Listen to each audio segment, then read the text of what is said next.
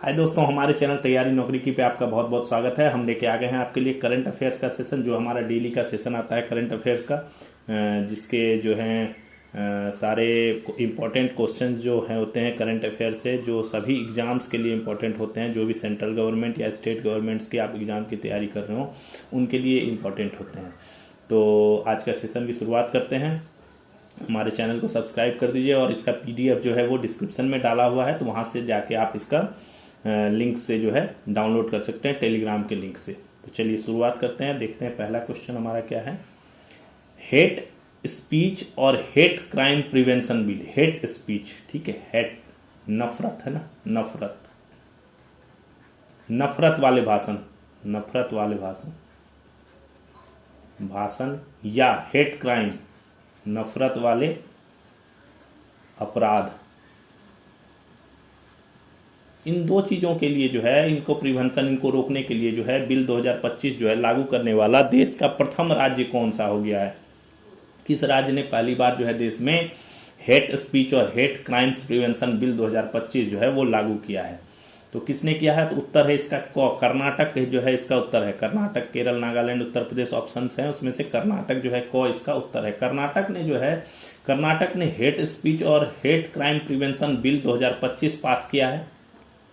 ऐसा करने वाला यह देश का पहला राज्य बन गया। इस बिल के तहत क्या है, नफरत से जुड़े अपराधों पर सख्त कार्रवाई होगी। जो भी नफरत से जुड़े अपराध होंगे, नफरत से जुड़े अपराध, ठीक है, यानी कोई हेट क्राइम हो गया, हेट नफरत, किसी को नफरत से कोई कार्रवाई कर देना, या डिजिटल मीडिया कंटेंट, जो सोशल मीडिया कंटेंट है उन पे भी कोई नफरत वाला भड़काऊ भाषण देना, नफरत वाला कोई कंटेंट यूज करना, इन सब चीज़ों पर भी जो है अधिकतम 7 साल तक की सजा का इसमें जो है प्रावधान किया गया है। इसके तहत सोशल मीडिया कंटेंट को भी इसके दायरे में ला गया है, सोशल मीडिया को इंक्लूड किया गया है, यानी एक तरह से सोशल मीडिया पर भी अंकुश लगाने का प्रयास किया गया है। हेट कंटेंट को अंकुश लगाने का प्रयास किया गया है। तो ये कर्नाटक ने पहली बार देश में शुरू किया है। लाल मोनीरहाट एयरबेस जो अभी चर्चा में रहा है, वह किस देश में स्थित है। लाल मोनीरहाट एयरबेस है। ये एयरबेस किसी की एयरफोर्स का ये बेस स्टेशन है। तो किसका है, चीन, बांग्लादेश, पाकिस्तान, श्रीलंका। तो ये उत्तर ख है इसका, बांग्लादेश में है ये। लाल मोनीरहाट एयरबेस जो है बांग्लादेश में है। ये क्यों चर्चा में है अभी, तो देखिए, लाल मोनीरहाट एयरबेस भारत की उत्तरी सीमा से 15 किलोमीटर दूर, जो उत्तरी सीमा है हमारी उससे 15 किलोमीटर दूर बांग्लादेश की वायुसेना का एयरबेस है, ठीक है। हाल ही में चीन द्वारा इस एयरबेस पर एयर स्ट्रिप के निर्माण करने से यह चर्चा में आया है।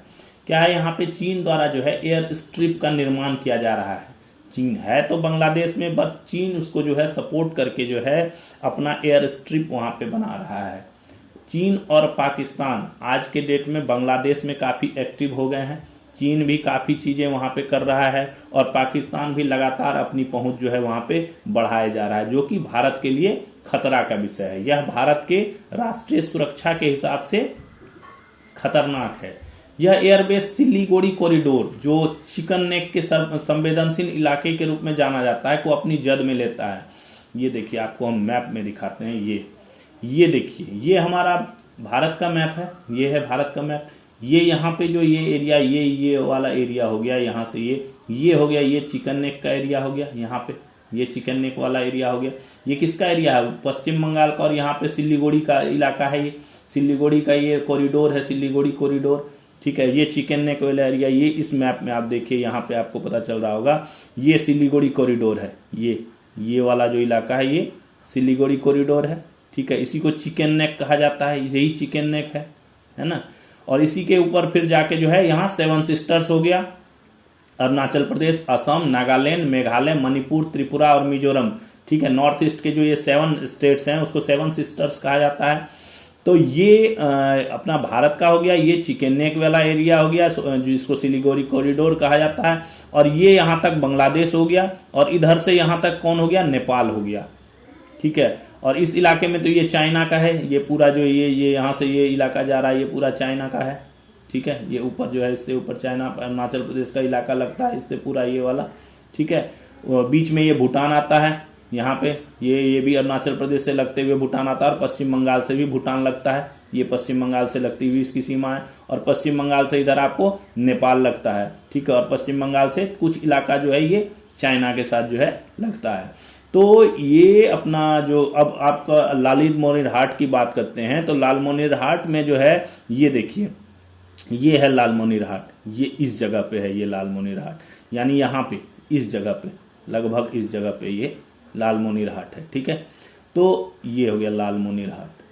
तो यहां से जो है चाइना क्या कर रहा है, यहाँ पे एयर स्ट्रिप अपना निर्माण कर रहा है। तो ये जो चिकन नेक वाला एरिया है, इसको जो है पूरा सिलीगुड़ी कॉरिडोर को जो है ये कवर करने का जो है प्रयास कर रहा है, इस एरिया को पूरा जो है कवर करने का प्रयास कर रहा है। ये वाला एरिया जो है ये अपना लालमोनिर हाट, ये आप डिटेल में यहाँ पे दिखाया गया है। ये 15 किलोमीटर मात्र है, ये देखिए 15 किलोमीटर है ना, यहाँ से जो चिकन नेक का एरिया है, ये वाले एरिया से यहाँ से ये बस लालमोनिर हाट जो है 15 किलोमीटर की डिस्टेंस है। ये रहा चिकन नेक वाला एरिया और ये रहा मोनिर हाट, ठीक है। तो यही है। तो अब चलिए कंटेंट पे चलते हैं।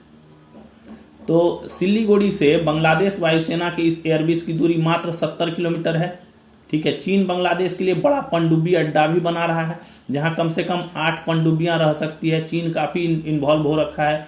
इस वर्ष मार्च में चीन ने बांग्लादेश के मोंगला पोर्ट का $370 मिलियन से विस्तार का भी समझौता किया। यानी चाइना इज एक्टिव इन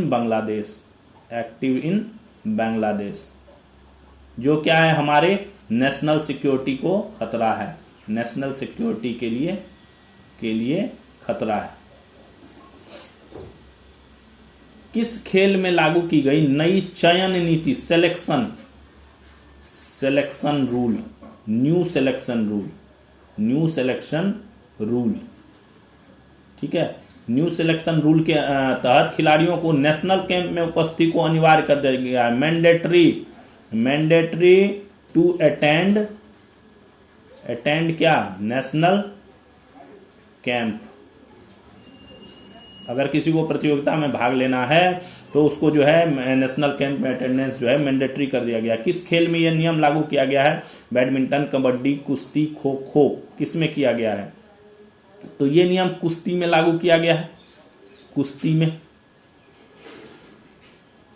कुश्ती में यह नियम लागू कर दिया गया है। भारतीय कुश्ती फेडरेशन ना छूट गया यहाँ, ने नई चयन नीति लागू करते हुए खिलाड़ियों की नेशनल कैंप में उपस्थिति को अनिवार्य कर दिया है, फिक्स कर दिया है नेशनल कैंप में उपस्थिति को।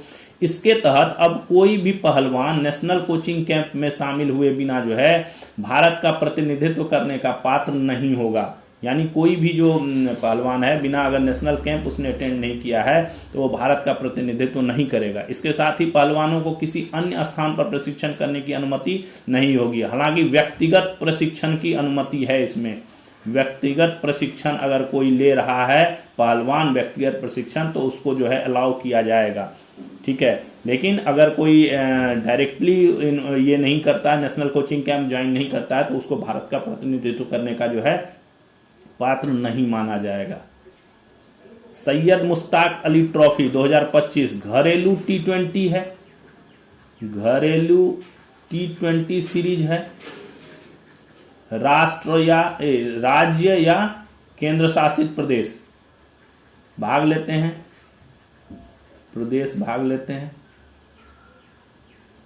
ठीक है। घरेलू है। तो इस बार किसने जीता है? असम, बिहार, हरियाणा, झारखंड। झारखंड ने पहली बार जीता है। किसको हराकर? हरियाणा को हराकर। हरियाणा भी पहली बार फाइनल में गया था, फाइनल पहली बार खेला, और ये भी फाइनल पहली बार खेला, ये भी पहली बार फाइनल खेला, ठीक है। उत्तर इसका घ है। चलिए, झारखंड ने पहली बार घरेलू T20 tournament Syed Mushtaq Ali trophy 2025 जीत लिया है। पहली बार फाइनल खेलते हुए झारखंड ने हरियाणा को 69 रनों से हरा दिया, 69 रन से हरा दिया। इस मैच के दौरान झारखंड ने फाइनल इतिहास का सबसे बड़ा स्कोर 262, यानी फाइनल का सबसे टॉप स्कोरर रहा ये झारखंड। 262 रन अभी तक फाइनल में नहीं बना है इसके सैयद मुश्ताक अली ट्रॉफी के। प्लेयर ऑफ द मैच कौन बना?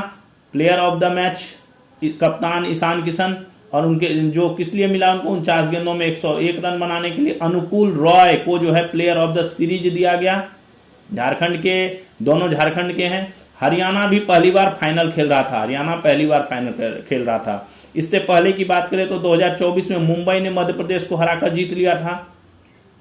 2023 की बात करें पंजाब ने बड़ौदा को हराकर जीता था। 2022 की बात करें तो मुंबई ने हिमाचल प्रदेश एचपी को हराकर जो है जीता था। यह टूर्नामेंट 2006 से खेला जा रहा है और यह कैवा संस्करण था, 18वां एडिशन था इस बार। ठीक है, सर्वाधिक ट्रॉफी किसने जीती है? तमिलनाडु ने 3 बार, तमिलनाडु 3 बार जीता है सबसे ज्यादा। ये 2022 से पहले जो है 2 बार कंटिन्यू 21 और 20 वाला जो है तमिलनाडु ने ही जीता हुआ है। गोवा मुक्ति दिवस कब मनाया जाता है? गोवा मुक्ति दिवस, भारत तो एक बार आजाद हो गया 1947 में, लेकिन गोवा आजाद नहीं हुआ था, गोवा आजाद नहीं हुआ था। तो गोवा कब आजाद हुआ, कब मुक्त हुआ? गोवा किसके अधीन था? पुर्तगालियों के। किसके अधीन था? पुर्तगालियों के। ठीक है, 19 दिसंबर की कहानी है ये, 19 दिसंबर 1961 की कहानी है। गोवा मुक्ति दिवस 19 दिसंबर को पूरे गोवा में मनाया जाता है। इसी दिन 1961 में गोवा को 450 वर्षों से पुर्तगाली शासन से मुक्ति मिली थी। यह दिवस गोवा को आजादी दिलाने में भारतीय सशस्त्र बलों की वीरता, उनके बलिदान और गोवा के लोगों के संघर्ष के सम्मान में मनाया जाता है। ठीक है, जो ये लड़ाई हुई थी, इसको मुक्त कराने की लड़ाई, इसमें जो है 22 भारतीय जो सैनिक थे वो शहीद हो गए थे। तो उसी के स्मरण में जो है ये दिवस जो है मनाया जाता है। भारत के दक्षिण पश्चिम तट पर स्थित गोवा है, दक्षिण पश्चिम तट पर स्थित है भारत के गोवा। 1510 से जो है पुर्तगाल के अधीन था। 1961 में आजाद हुआ, 1510 से तो लगभग 450 वर्ष हो गए।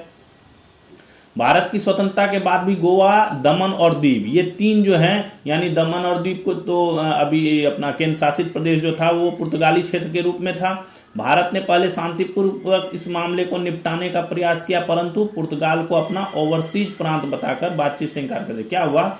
पहले भारत ने चाहा कि कूटनीतिक तरीके से जो है, जो पंडित जवाहरलाल नेहरू थे उस समय प्रधानमंत्री, उन्होंने सोचा कि कूटनीतिक तरीके से जो है, कूटनीतिक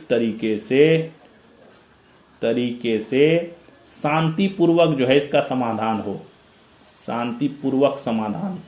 ठीक है, इसके लिए उन्होंने क्या किया? पुर्तगालियों से बात की। पुर्तगालियों ने क्या कहा कि हम इसको अपना उपनिवेश तो नहीं मानते हैं, बट हम इसको एक ओवरसीज प्रांत के तौर पर मानते हैं। ठीक है, इसलिए बात करने से इनकार कर दिया। पुर्तगाल क्या था उस टाइम? नाटो का सदस्य होता था और भारत नाटो से उलझना नहीं चाहता था, नाटो से उलझना नहीं चाहता था भारत। ठीक है, तो इसी 1961 में पुर्तगाली सेना क्या किया? भारतीय मछुआरों पर गोलीबारी कर दिया इसने और भारतीय ग्रामीणों को बंधक बना लिया। उसके बाद जो प्रधानमंत्री जवाहरलाल नेहरू द्वारा स्ट्रिक्ट एक्शन लेते हुए तत्कालीन रक्षा मंत्री थे VK कृष्ण मेनन, उनकी सलाह पर जो है 18 दिसंबर 1961 को सेना का ऑपरेशन विजय शुरू किया। ऑपरेशन विजय, ऑप्स विजय नाम से जो ऑपरेशन विजय नाम से जो है आर्मी का ऑपरेशन जो है शुरू किया गया। तीनों सेनाएं मिल गई थी, army plus air force plus navy, तीनों सेनाओं मिलकर यह ऑपरेशन चलाया था।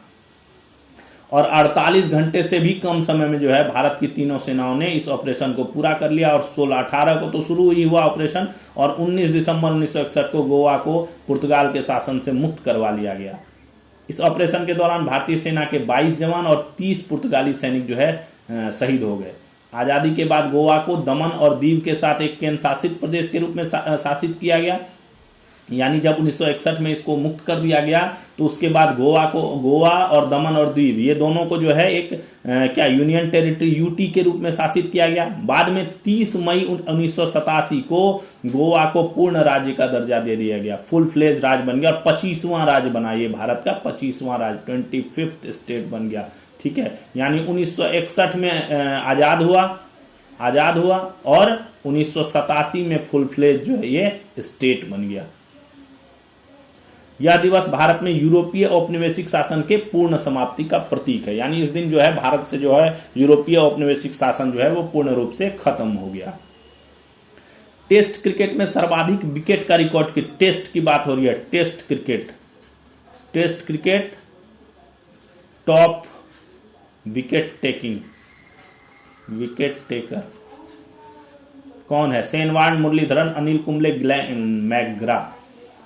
उत्तर है इसका मुरलीधरन, मुथैया मुरलीधरन जो है टेस्ट में सर्वाधिक विकेट लेने का रिकॉर्ड श्रीलंका के मुरलीधरन का है। उन्होंने 800 विकेट लिए हुए हैं।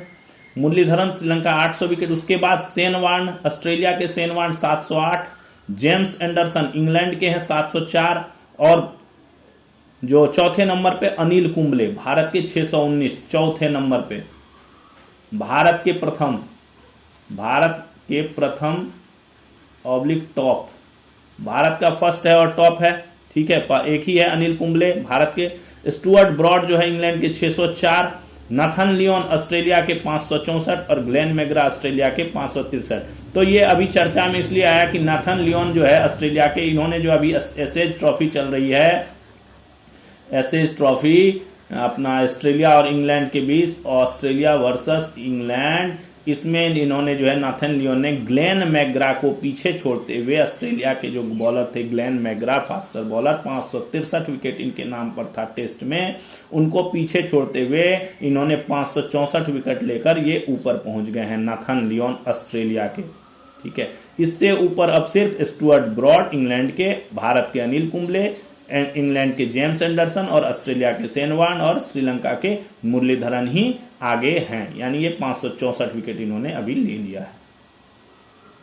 भारत ने किस देश के साथ comprehensive economic partnership agreement CEPA, CEPA, CEPA comprehensive economic partnership agreement,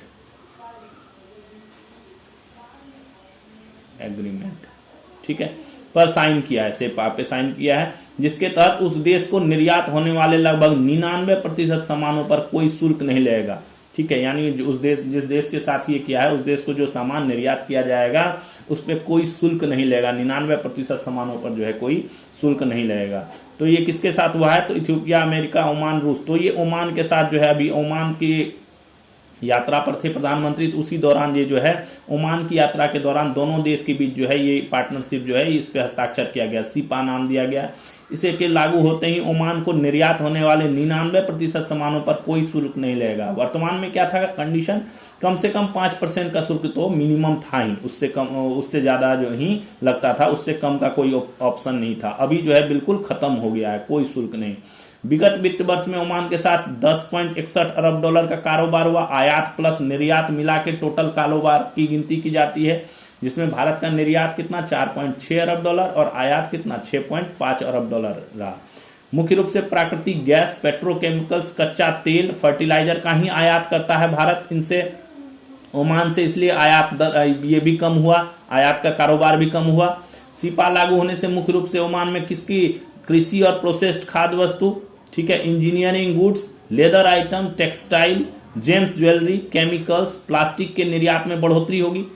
पहली बार किसी देश ने व्यापार समझौते के तहत आयुष इलाज व मेडिसिन के लिए अपना दरवाजा खोला है। ओमान ने 2006 में अमेरिका के बाद पहली बार व्यापार समझौता किया है। ओमान 2006 के बाद से किसी भी देश के साथ इसने व्यापारिक समझौता नहीं किया था। अभी इसने जो है 19 साल बाद जो है अपना भारत के साथ ये समझौता किया है, comprehensive economic partnership agreement, cepa. Bharat का पहला प्रकृति विषय से जुड़े हुए हवाई अड्डा टर्मिनल का निर्माण किस राज्य में हो रहा है? प्रकृति, इन्वायरमेंट से जुड़ा हुआ, यानी उसको केंद्र बिंदु रखते हुए, इसको सेंटर में रखते हुए बनाया गया है। किस राज्य में बनाया गया है? तो ये असम में बनाया गया है। ख इसका उत्तर है असम में किया गया है। असम के गुवाहाटी में जो है गोपीनाथ बारदलोई अंतर्राष्ट्रीय हवाई अड्डा है, गोपीनाथ बारदलोई इंटरनेशनल एयरपोर्ट है। वहां पर 1.4 लाख वर्ग किलोमीटर में एक नया टर्मिनल बनाया गया है, जो भारत का पहला प्रकृति विषय से जुड़ा हुआ टर्मिनल है। यह असम की जैव विविधता और सांस्कृतिक विरासत से प्रेरित है तथा इसका थीम और विषय क्या है? बांस के उद्यान। इसी थीम पर जो है विषय पर यह बना हुआ है। इसमें पूर्वोत्तर से प्राप्त लगभग 140 मीट्रिक टन बांस का उपयोग किया गया है, बांस से बनाया गया है, जो काजीरंगा से प्रेरित हरे भरे परिदृश्य, प्रतिष्ठित गैंडे का प्रतीक और कोपो फूल को प्रतिबंधित करने वाले 57 बाग विषय वाले स्तंभों से पूरित है। इसमें एक अनूठा आकाश वन भी बनाया गया है, जिसमें लगभग 1 लाख स्थानीय प्रजातियों के पौधे हैं, और यात्रियों को कैसा अनुभव देगा, वन जैसा। आप जब वहां जाएंगे तो आपको लगेगा कि हम किसी वन में आ गए हैं। उसी अनुभव को प्रतिबिंबित करने के लिए, लोगों को प्रकृति का अनुभव देने के लिए, प्राकृतिक अनुभव से महसूस कराने के लिए और प्रकृति से जुड़ाव करने के लिए, उधर की जैव विविधता को प्रदर्शित करने के लिए, संस्कृति को प्रदर्शित करने के लिए जो है असम के गुवाहाटी के गोपीनाथ, लोकप्रिय गोपीनाथ बारदलोई अंतर्राष्ट्रीय इंटरनेशनल हवाई अड्डा पर एक नया टर्मिनल बनाया गया है। और 20 तारीख को जो है प्रधानमंत्री मोदी जी ने इसका उद्घाटन करेंगे।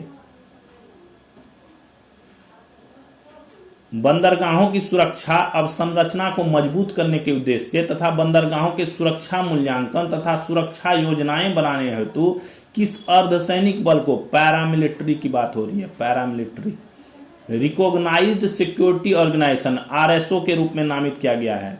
ठीक है, पैरामिलिट्री की बात हो रही है। पैरामिलिट्री किसकी? ऑप्शन देखिए, क सीमा सुरक्षा बल बीएसएफ, केंद्रीय औद्योगिक सुरक्षा बल सीआईएसएफ, सशस्त्र सीमा बल एसएसबी, भारत तिब्बत सीमा पुलिस आईटीबीपी। चारों में से किसको किया गया है? बंदरगाहों की सुरक्षा को मजबूत करने के उद्देश्य से और सुरक्षा मूल्यांकन और नई सुरक्षा यानी सिक्योरिटी योजनाएं बनाने हेतु रिकॉग्नाइज्ड सिक्योरिटी ऑर्गेनाइजेशन आरएसओ के रूप में इसको नामित किया गया है। किसको?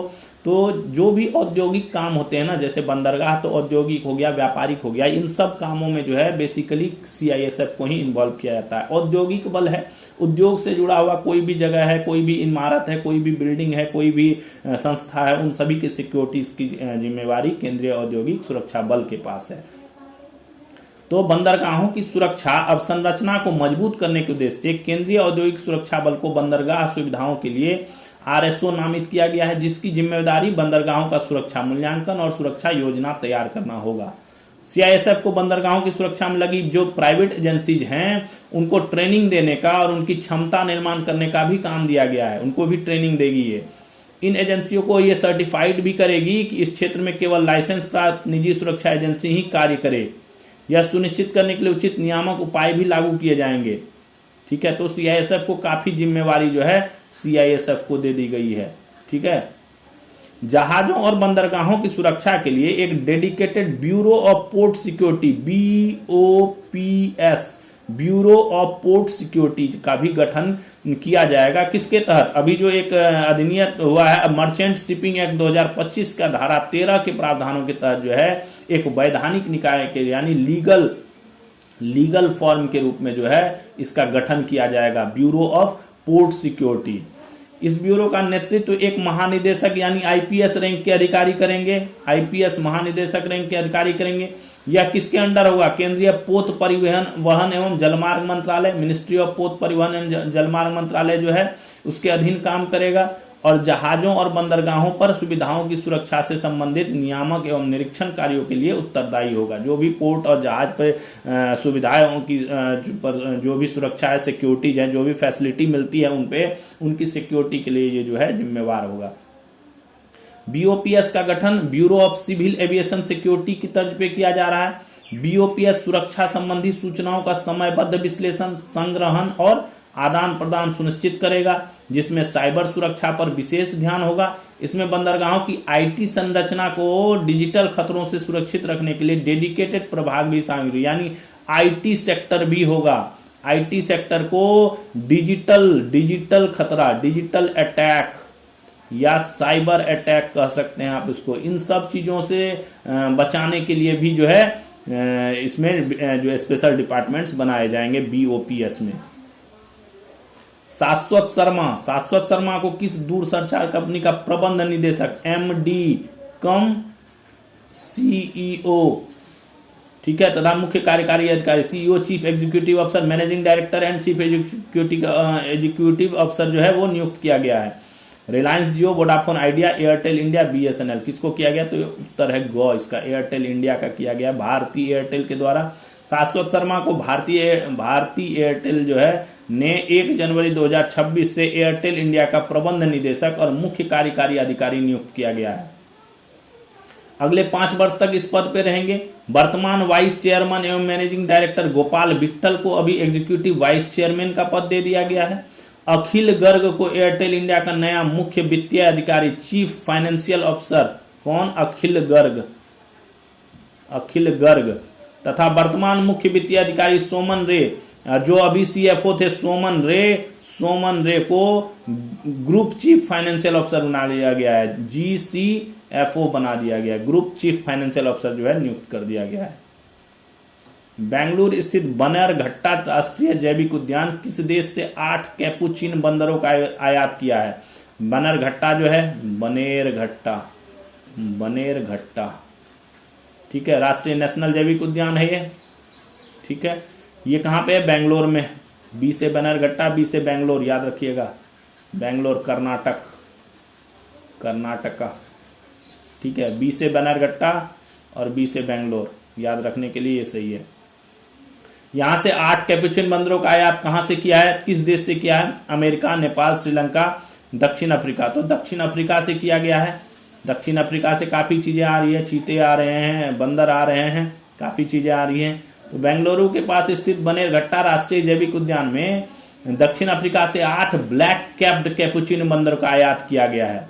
यह आयात एक औपचारिक पशु विनिमय कार्यक्रम के तहत किया गया। इन बंदरों का वैज्ञानिक नाम क्या है? सेपाजस अपेला है। ये दक्षिण अमेरिका के मूल निवासी हैं और अपनी किस लिए? हाई इंटेलिजेंसी, सामाजिक व्यवहार, सोशल एक्टिविटीज और अनुकूलन क्षमता, एडॉप्टेशन के लिए जो है ये प्रसिद्ध है। इनकी जो इंटेलिजेंस लेवल वो बाकी बंदरों से ज्यादा अपेक्षाकृत बहुत ज्यादा है, ठीक है। तो ये बेंगलोर के बनेरघट्टा में आ रहा है, दक्षिण अफ्रीका से। भारत का पहला वन विश्वविद्यालय, फॉरेस्ट यूनिवर्सिटी किस राज्य में स्थापित किया जाएगा? मध्य प्रदेश, उत्तर प्रदेश, छत्तीसगढ़, तेलंगाना। कहां पे हो रहा है? उत्तर है इसका ख, उत्तर प्रदेश में। उत्तर प्रदेश के गोरखपुर में लगभग 125 एकड़ में भारत का पहला वन विश्वविद्यालय जो है स्थापित किया जाएगा। इसकी स्थापना का उद्देश्य क्या है? वन विभागों और संरक्षण एजेंसियों के लिए कुशल मानव संसाधन तैयार करना, वन प्रबंधन, फॉरेस्ट मैनेजमेंट और वन्य जीव संरक्षण जो है को, वाइल्ड लाइफ प्रिजर्वेशन को जो है मजबूत करना, तथा कृषि, वानिकी और पर्यावरण जैव प्रौद्योगिकी में विशेषज्ञता विकसित करना। यहाँ क्या होगा? कोर्स चलाया जाएगा, वन्य जीव संरक्षण और पर्यावरण विज्ञान में पढ़ाई होगा और अनुसंधान भी होगा, ठीक है। यानी स्टडी के साथ साथ क्या होगा? इनोवेशंस भी होगा, स्टडी प्लस इनोवेशन होगा। यहाँ हॉस्टल भी बनाया जा रहा है, काफी चीजें इसमें बनाई जा रही है और ये देश का पहला फॉरेस्ट यूनिवर्सिटी है। नरपूह वन्यजीव अभ्यारण्य किस राज्य में है? नरपूह वन्यजीव अभ्यारण्य मेघालय, त्रिपुरा, असम, कर्नाटक। मेघालय में है ये नरपूह वन्यजीव अभ्यारण्य, याद रखिएगा। नरपूह वन्यजीव अभ्यारण्य मेघालय के पूर्व जयंतिया हिल्स जिले में जो है, जोवाई के निकट है। ये जो ईस्ट जयंतिया हिल्स जिला है, डिस्ट्रिक्ट है, उसमें जोवाई जगह है, उसके निकट है। यह जयंतिया हिल्स क्षेत्र का एकमात्र रिजर्वेयर है। इसमें 2014 में वन्यजीव अभ्यारण्य घोषित किया गया था। इसे 2014 में घोषित किया गया था। यह चारों ओर से किससे? रिजर्व फॉरेस्ट से घिरा है और केवल दक्षिण पश्चिमी सीमा इसकी असम राज्य से लगती है। केवल इसकी दक्षिण पश्चिम वाली सीमा असम राज्य से लगती है, बाकी चारों तरफ से ये किससे घिरा है? रिजर्व फॉरेस्ट से, जो क्या है वन्यजीव के लिए बहुत अच्छा है। अभ्यारण्य की उत्तरी सीमा लुखा नदी द्वारा निर्धारित होती है, वो भी अच्छा है। लुखा नदी से ये क्लोज हो जाता है उत्तरी सीमा इसका। यहाँ पर वार्षिक कितना वर्ष जो है 6000 mm से अधिक वर्षा होती है प्रति वर्ष। यानी भारत के सबसे अधिक वर्षा वाले वन पारिस्थितिकी तंत्रों में ये गिना जाता है। यहाँ पर कौन? Hoolock gibbon, serow, slow loris, sloth भालू, leopard, clouded leopard, barking deer इत्यादि जो है प्रमुख पशु प्रजातियां हैं। ये भी क्वेश्चन आ जाता है कभी कभी, स्लॉथ भालू इनमें से किन राष्ट्रीय अभ्यारण्य में पाया जाता है, या क्लाउडेड लेपर्ड किस में पाया जाता है, बार्किंग डियर किस में पाया जाता है। तो ये सब नरपूह वन्यजीव अभ्यारण्य है, इसमें है। हाल ही में ये क्यों चर्चा में रहा, तो इसमें इस इलाके में चूना पत्थर की बहुत खदान है, तो उसी का अनियंत्रित खनन के कारण जो है, अनियंत्रित खनन जो है, कोई इसका वो नहीं रहा, कंट्रोल नहीं रहा, अनकंट्रोल्ड खनन के कारण जो है जीवों के आवास का विखंडन हो रहा है। जीव जो है जैसे ही वहां खनन की प्रक्रिया होगी तो जीवों को डिस्टरबेंस होता है, जिससे उनका आवास जो है वो डिस्टर्ब हो रहा है। तथा क्या पॉल्यूशन, एयर का, वाटर का और वन्य जीव का आवाजाही में बाधा उत्पन्न कर रहा है। जो वन्य जीव है वहां पे उनको जो इधर से उधर जाते हैं तो उनको आवाजाही में काफी परेशानी होती है, क्योंकि कहीं कहीं खनन कर लिया जाता है और वो भी अनकंट्रोल्ड खनन कर लिया जाता है, जो वन्य जीव के बीच ही किया जा रहा है। उद्यान उत्सव का दूसरा संस्करण, दूसरा है 3 से 11 जनवरी 26 को किस शहर में मनाया जाएगा? उद्यान उत्सव हैदराबाद में मनाया जाता है। उद्यान उत्सव हैदराबाद में, हैदराबाद स्थित राष्ट्रपति निलयम है, राष्ट्रपति निलयम में उद्यान उत्सव के दूसरे संस्करण का आयोजन कब? 3 जनवरी से 11 जनवरी 26 के बीच किया जाएगा। 9 दिवसीय कृषि और बागवानी का उत्सव है ये। उद्देश्य क्या है? सतत कृषि, बागवानी और पर्यावरण के प्रति जिम्मेदार जीवन शैली के बारे में जन जागरूकता को बढ़ाना। यह भारत की हरित परंपराओं, सतत प्रथाओं और सामुदायिक भागीदारी का उत्सव है। ठीक है, तो ये बेसिकली किसका है? एग्रीकल्चर एंड बागवानी का जो है, गार्डनिंग का जो है ये उत्सव है। ठीक है, क्या है उत्सव का नाम? क्या है? उद्यान उत्सव। कहां पे होता है? हैदराबाद में, राष्ट्रपति निलयम में। भारत ने किस देश के साथ द्विपक्षीय वीजा छूट समझौता किया है? वीजा फ्री एग्रीमेंट किसके साथ किया है? अमेरिका, सऊदी अरब, रूस, जापान। सऊदी अरब के साथ अभी जो है वीजा फ्री एग्रीमेंट हुआ है, लेकिन क्या है, ये लिमिटेड है। इसके तहत सिर्फ क्या, जो राजनयिक है वहां पे उनके लिए विशेष और ऑफिशियल पासपोर्ट जिनके पास है उनको जो है शॉर्ट अवधि के लिए अगर वो जाते हैं तो उनको वीजा से छूट दिया जाएगा, उनको वीजा की जरूरत नहीं पड़ेगी। वीजा शॉर्ट ड्यूरेशन के लिए जो है वीजा की जरूरत नहीं पड़ेगी। ठीक है, बट ये किसके लिए है? सिर्फ स्पेशल पासपोर्ट धारकों के लिए, स्पेशल ऑफिशियल जो राजनयिक हैं वो उनके लिए जो है, एम्बेसडर्स हैं उनके लिए है, एम्बेसडर्स के लिए है। ठीक है, बाकियों के लिए नहीं है। नॉर्मल वीजा, नॉर्मल पासपोर्ट के लिए, नॉर्मल पासपोर्ट वालों के लिए ये जो है नहीं है, ये सुविधा उपलब्ध नहीं है, उनको वीजा लेना ही पड़ेगा। 2026 के ब्रिक्स की बात हो रही है, BRICS, ब्रिक्स। अब तो ब्रिक्स प्लस हो गया है, ब्रिक्स प्लस हो गया है, प्लस का चिन्ह लग गया है। पहले क्या होता था? ब्रिक ही होता था, ये BRIC ही होता था। उसके बाद ब्रिक्स बना, फिर ब्रिक्स प्लस हो गया। अब का आयोजन किस देश में किया जाएगा? भारत, ब्राजील, रूस, दक्षिण अफ्रीका। तो बहुत फेमस न्यूज है, पता ही होगा आपको। भारत को सौंप दी है, ब्राजील ने जो है इसकी मेजबानी जो है भारत को सौंप दी है।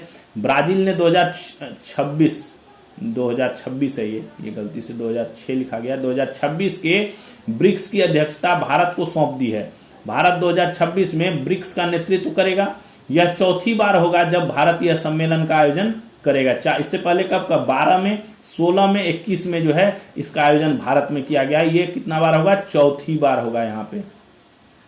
ठीक है, ब्रिक्स के बारे में जानते हैं पहले। ब्रिक्स क्या है? विश्व की उभरती राष्ट्रीय अर्थव्यवस्थाओं का एक संघ है, जो डेवलप्ड मतलब अंडर डेवलप्ड जो है वो कंट्रीज हैं, इकोनॉमिकल कंट्रीज हैं, उनका एक समूह है ये।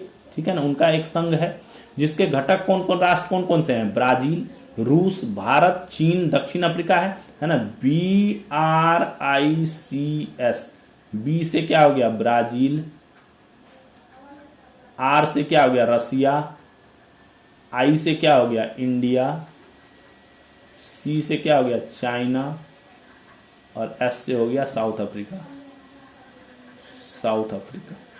इसी से बन गया ब्रिक्स, है ना, जिसके घटक कौन कौन थे। और इसका जो स्थापना करने वाला राष्ट्र था वो सिर्फ यही था, ब्राजील, रूस, भारत, चीन, इतने ही थे। दक्षिण अफ्रीका बाद में जुड़ा। दक्षिण अफ्रीका ने जो है 2010 में इस समूह में शामिल हुआ।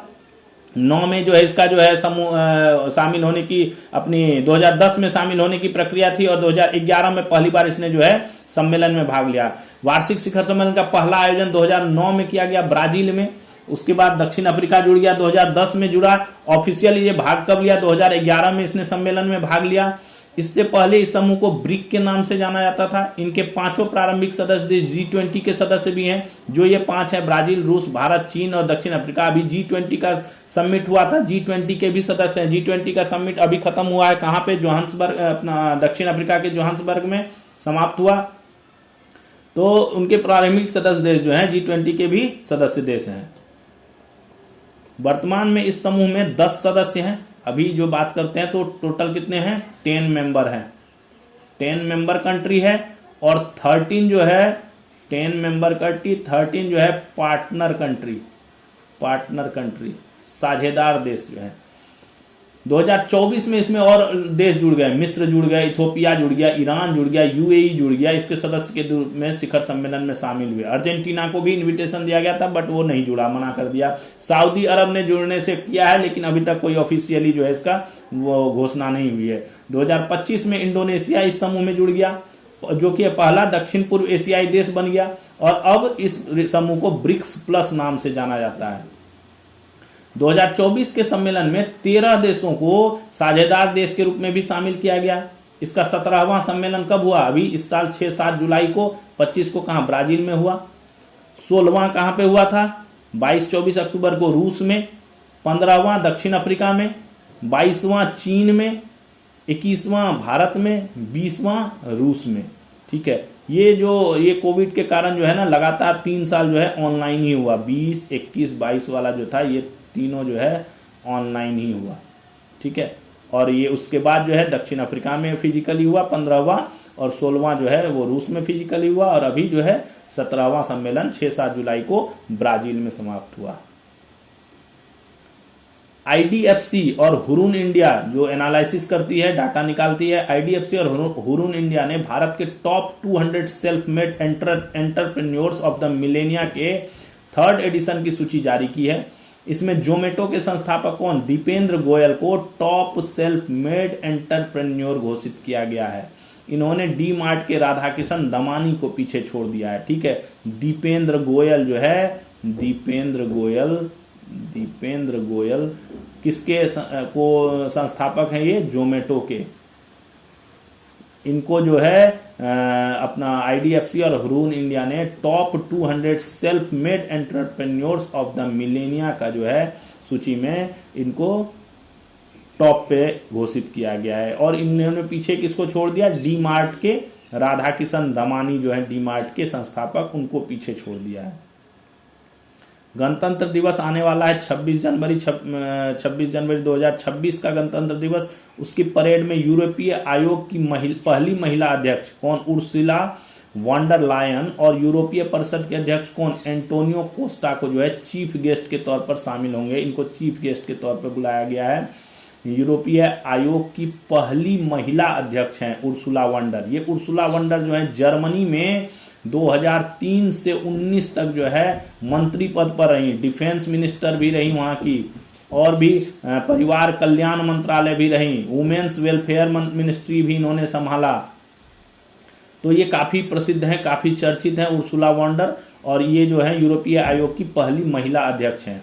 और दूसरे यूरोपीय परिषद के अध्यक्ष जो हैं एंटोनियो कोस्टा, वो भी इसमें चीफ गेस्ट के तौर पर जो है 26 जनवरी 2026 की परेड में शामिल होंगे। जर्मनी की कौन? मिखाइला बेनथाउस व्हील चेयर के साथ स्पेस में जाने वाली महिला अंतरिक्ष यात्री बन गई है। व्हील चेयर के साथ गई, व्हील चेयर पे ये गई क्योंकि इन्होंने जो है पहले जो है एक साइकिलिंग, जो माउंटेन साइकिलिंग करते समय इनकी जो है रीढ़ की हड्डी में परेशानी आ गई थी। उसके बाद ये व्हील चेयर पे थी, बट इन्होंने जो है फिर स्पेस एजेंसी में ट्रेनिंग ली, और उसके बाद जो है ये स्पेस में पहली बार व्हील चेयर के साथ गई। इन्होंने अमेजन प्रमुख जेफ बेजोस की ब्लू ओरिजिन कंपनी का जो रॉकेट है उसके जरिए 5 अन्य यात्रियों के साथ 100 किलोमीटर की ऊंचाई पर स्थित कार्मन लाइन तक का सफर, जो अर्थ है उसके जो है ये 100 किलोमीटर का जो एरिया है, इसको जो है 100 किलोमीटर के एरिया, इसको कार्मन लाइन कहा जाता है। कार्मन लाइन, और या इसको थर्मोस्फीयर भी कहा जाता है, थर्मोस्फीयर कहा जाता है। वहां तक जो है इसने सफर किया।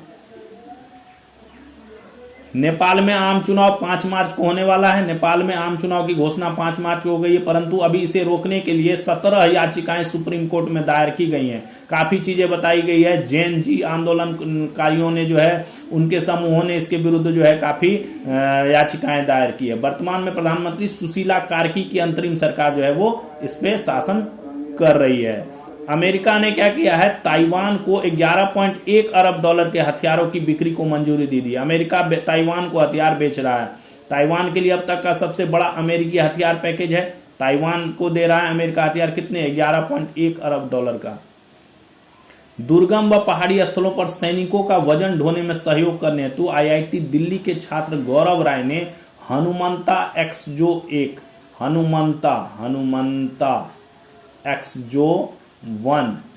जो उपकरण जो है बनाया है, जो डेल्टा स्प्रिंग सिस्टम के आधार पर भार को अर्थिंग प्रक्रिया के तहत जमीन की ओर भेज देगा, जिससे सैनिकों को 60 किलो का वजन सिर्फ 10 किलो महसूस होगा। ये एक प्रक्रिया इसने बनाई है डेल्टा स्प्रिंग सिस्टम के तौर पे, जो है जो वो इक्विपमेंट्स लगाएगा कोई सैनिक, तो उसके जो भार रहेंगे उसको एक सिस्टम के तहत जो है सीधे जमीन में ट्रांसफर कर दिया जाएगा, जिससे वजन जो है सीधा 60 किलो का वजन जो है सिर्फ 10 किलो का महसूस होगा। IIT दिल्ली के छात्र ने ये बनाया हनुमंता एक्सजो। सेबी ने शून्य कूपन बॉन्ड को 10,000 के मूल्य वर्ग में जारी करने की अनुमति दी है। शून्य कूपन बॉन्ड क्या है? शून्य कूपन बॉन्ड ऐसा ऋण का साधन है, ऋण लोन का है, जिनमें कोई नियमित ब्याज भुगतान नहीं होता, कोई परमानेंट इसमें फिक्स्ड ब्याज नहीं, इंटरेस्ट नहीं होता। इन्हें छूट पर जारी किया जाता है और परिपक्वता पर अंकित मूल्य पर भुनाया जाता है। छूट मतलब इनको कोई वो चार्जेज नहीं होते हैं, और जब ये मैच्योर्ड हो जाते हैं तो इनको जो इनका बेस प्राइस रहता है, अंकित मूल्य रहता है, उस पे जो है इनको जो है वापस खरीद लिया जाता है। ये बॉन्ड दीर्घकालिक रिटर्न चाहने वाले निवेशकों के लिए उपयुक्त होते हैं, जो अगर लॉन्ग टर्म के इन्वेस्टमेंट करते हैं और लॉन्ग टर्म में रिटर्न चाहते हैं, उनके लिए ये उपयुक्त होता है। तो अभी सेबी ने जो है 10,000 के मूल्य वर्ग पर इसे जारी करने की अनुमति भी दे दी है। 18वीं लोकसभा का समापन हो गया, 19 दिसंबर को समाप्त हो गया 18वीं लोकसभा का छठा सत्र का समापन हो गया। दौरान 15 बैठकें, इसके जो ये हुआ छठा सत्र हुआ, इसके दौरान 15 शीतकालीन सत्र था। ये 15 बैठक जो है वो आयोजित की गई।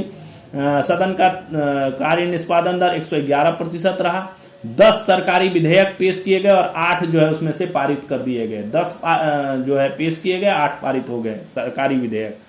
कौन कौन सा पारित हुआ वो देख लीजिए। मणिपुर वस्तु एवं सेवा केंद्र द्वितीय संशोधन विधेयक 2025, केंद्रीय उत्पाद शुल्क संशोधन विधेयक 25, स्वास्थ्य सुरक्षा से राष्ट्रीय सुरक्षा उपकर विधेयक 25, विनियोग संख्या 4 विधेयक 25, निरसन एवं संशोधन विधेयक 2025, सबका बीमा सबकी सुरक्षा बीमा कानून में संशोधन विधेयक 2025, भारत के रूपांतरण हेतु परमाणु ऊर्जा के सतत दोहन एवं संवर्धन विधेयक 2025, विकसित भारत रोजगार गारंटी और आजीविका मिशन ग्रामीण VBG रामजी विकसित भारत जी रामजी विधेयक 2025, रोजगार गारंटी मनरेगा की जगह लेगा ये, मनरेगा की जगह लेगा ये।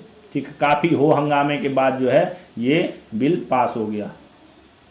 भारतीय तटरक्षक का पोत कोस्ट गार्ड का एक पोत है, नाम है अमूल्य को जो है 8 तीव्र गश्ती पोतों की श्रृंखला का तीसरा पोत है। इसे गोवा में जो है भारतीय इंडियन कोस्ट गार्ड में जो है शामिल कर लिया गया है। गोवा शिपयार्ड लिमिटेड द्वारा ये बनाया गया है। 51 मीटर लंबा है। देश में पोत निर्माण में नया मानदंड स्थापित करता है।